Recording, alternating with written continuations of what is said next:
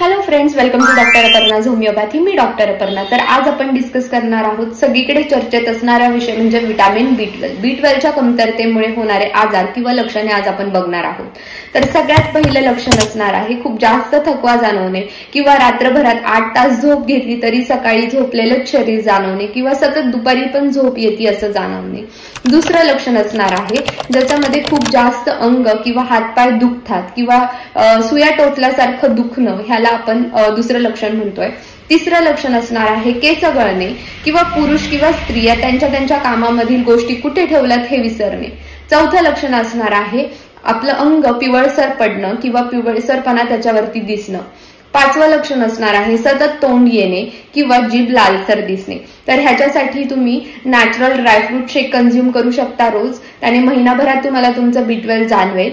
ह्याच्यासाठी तुम्ही blood taste करून नक्कीच ह्याच्यावरती उपाय करा. कुठलाही आजार सहन करण्यापूर्वी एका फिजिशियनला नक्की व्हिजिट करा, कन्सल्टेशन घ्या.